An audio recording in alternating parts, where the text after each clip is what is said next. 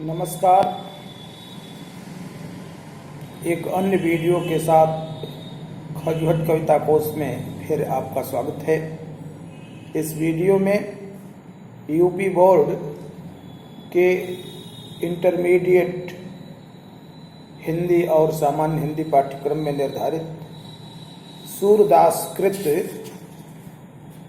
विनय शीर्षक पद की सरल व्याख्या प्रस्तुत की गई है। देखें। मेरो मन अनत कहाँ सुख पावे, मेरो मन अनत कहाँ सुख पावे, जैसे उड़ जहाज को पंछी फिर जहाज पर आवे। कमल नयन को छाड़ महात्म और देव को ध्यावे, परम गंग को छाड़ पियासव दुर्मति कूप खनावे। जिहि मधुकर अम्बुज रस चाख्यो क्यों करील फल भावे। सूरदास प्रभु काम धेन तज छेरी कौन दुहावे। शब्दार्थ अनत माने होता है अन्यत्र। पंछी कहते हैं पक्षी को। कमल नयन कमल के समान नेत्र वाले, जिनकी आंखें कमल जैसी हैं, भगवान श्री कृष्ण को। महात्म महात्म्य महिमा, दुर्मति दुर्बुद्धि दुष्ट बुद्धि, जिसकी बुद्धि ठीक न हो। कूप माने कुआं, मधुकर माने भंवरा, खनावे माने खुदवाना खोदना, अम्बुज रस कमल का रस, कमल का मकरंद, छेरी छेरी बकरी को कहते हैं। इस पद्य खंड में सूरदास जी ने भगवान श्री कृष्ण के प्रति अपने अनन्य प्रेम की अभिव्यक्ति की है कि इनका मन श्री कृष्ण को छोड़ करके अन्य किसी की उपासना में नहीं लग सकता है। और लगेगा भी तो क्यों लगेगा, इसी को स्पष्ट किया है इस पद। मेरा मन अनत कहाँ सुख पावे, कहते हैं कि मेरा मन अन्यत्र कहाँ सुख पा सकता है। अर्थात कृष्ण की भक्ति के अतिरिक्त अन्य कहीं भी, अन्य किसी काम में भी, अन्य किसी की भक्ति में भी मेरे मन को आनंद मिलने वाला नहीं है, मेरे मन को शांति मिलने वाली नहीं है, मेरे मन को सुख मिलने वाला नहीं है। कहा कि जैसे उड़ जहाज को पंछी फिर जहाज पर आवे, जैसे समुद्र में चलने वाली जहाज पर बैठा हुआ पक्षी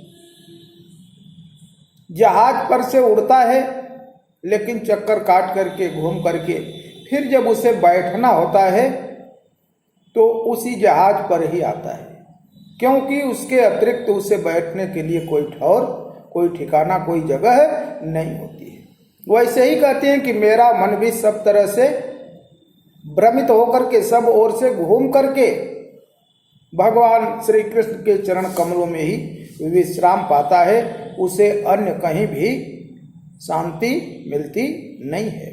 कमल नयन को छाड़ी महात्म और देव को धावे, कहते हैं कि जिनके नेत्र कमल जैसे हैं, ऐसे भगवान श्री कृष्ण के महात्म्य को छोड़ करके, ऐसे भगवान श्री कृष्ण की कृपा को छोड़ करके और दूसरा कौन सा देवता है जिसके लिए ध्यान लगाया जाए, जिसका ध्यान किया जाए, जिसकी उपासना पूजा की जाए, जिसकी कृपा के लिए प्रयत्न किया जाए।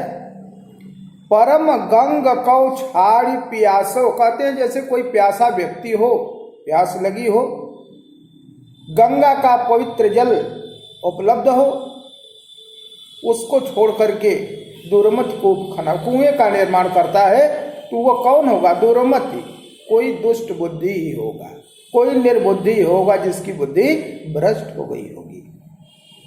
प्यास लगने पर गंगा जल के रहते हुए अगर कोई कूप खोदने का प्रयास करता है, कुआं खोदने का प्रयास करता है, तो वह कोई सामान्य व्यक्ति नहीं होगा।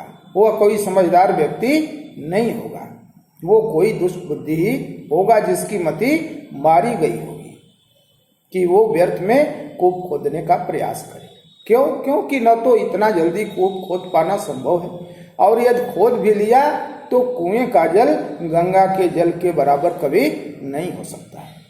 उसी तरह से कहा कि वह कोई दुष्ट बुद्धि ही होगा जिसकी मति मारी गई होगी कि भगवान श्री कृष्ण को छोड़ करके वह अन्य देवी देवताओं, दूसरी शक्तियों के पीछे पड़ेगा, दूसरे लोगों की उपासना करेगा।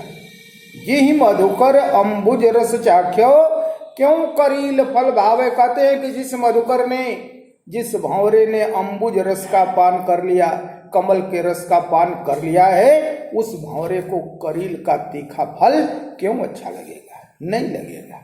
वैसे ही जिसने कृष्ण की भक्ति का आनंद उठा लिया है, उसको किसी अन्य देवी देवता शक्ति की उपासना में, भक्ति में आनंद नहीं मिल सकता है। सूरदास प्रभु काम धेनु तज छेरी कौन दुहावे। सूरदास कहते हैं कि काम धेनु को छोड़ करके जो सकल मनोकामनाओं को पूर्ण करने वाली है, कौन ऐसा मूर्ख है जो बकरी दूहने का प्रयास करेगा, बकरी के दूध के लिए प्रयास करेगा। तो कृष्ण की भक्ति का आनंद तो और ही है, इनकी बराबरी कोई नहीं कर सकता है। क्यों? क्योंकि कृष्ण परम ब्रह्म है, वो देवता नहीं है, देवताओं के भी देवता है। प्रत्यक्ष रूप से अगर देखा जाए, जहाँ तक मेरा ख्याल है, उपासना सभी देवताओं की जाती है, शक्तियाँ सबके पास हैं, लेकिन उनकी शक्तियाँ भी उसी ब्रह्म की दी हुई है जो कृष्ण के पर्याय है। उदाहरण के लिए शिव के भक्त बहुत जल्दी प्रसन्न होते हैं शिव जी, लेकिन यदि शिव जी प्रसन्न हो जाए, दर्शन दे दे, गले में मुंडों की माला, सर्पों की माला, वासुकी, गोजर बिच्छू, त्रिशूल, बहुत प्रेत साथ में, वो अपने उस मंडली के साथ अगर प्रकट हो जाए, वो भक्त की क्या दशा होगी कहा नहीं जा सकता है। दुर्गा जी है, काली जी है, त्रिशूल धारणी, मुंडों की माला, देखते ही भय से आदमी मर जाए। वैसे दर्शन चाहते हैं, लेकिन दर्शन अगर मिल जाए तब क्या होगा कुछ कहा नहीं जा सकता। हनुमान जी भी हैं, उनके पास भी गदाधारी हैं, हमेशा गदा रहता है, लेकर के वीर रस में अगर प्रकट हो जाए वो क्या होगा कुछ नहीं कहा। ऐसे सब देवताओं की, लेकिन हमारे मुरली मनोहर श्री कृष्ण मुरलीधर सूर्य के आराध्य सूर्यदास जी कहते हैं कि अगर ये प्रकट हो जाए, ये आ जाए, इनके पास कुछ नहीं होता है। इनके हाथ में मुरली होती है और मुरली की तान सुनाते हुए अगर आ जाए, कोई भय नहीं होगी, कोई परेशानी नहीं होगी, कोई चिंता नहीं, बल्कि मन करेगा कि थोड़ी देर तक और अपनी मुरली की धुन सुना दे। तो इसलिए कहा कि सूरदास प्रभु काम धेन तजु छेरी कौन दुहावे, और सबको छेरी बता दिया और कृष्ण को बता दिया ये तो कामधेनु है, जिसको मिल गए उसकी कोई कामना शेष ही नहीं रहेगी। तो फिर ऐसा मूर्ख कौन है जो इनको छोड़ करके दूसरे की आराधना करे। इस पद में सूरदास जी ने कृष्ण की भक्ति को सर्वश्रेष्ठ सिद्ध किया। इससे बड़ी किसी की भक्ति नहीं हो सकती है। भाषा शुद्ध साहित्यिक ब्रज भाषा है, शैली मुक्तक काव्य शैली है, शब्द शक्ति लक्षणा एवं व्यंजना है, गुण प्रसाद है, रस भक्ति एवं शांत, छंद गेय पद है, अलंकार उपमा दृष्टांत एवं काक वक्रोक्ति है। यदि वीडियो आपको पसंद आया है तो आप हमारे चैनल को सब्सक्राइब करने का तथा वीडियो को शेयर करने का कष्ट करें, ताकि आपके साथ साथ अन्य लोग भी वीडियो का लाभ प्राप्त कर सकें। धन्यवाद।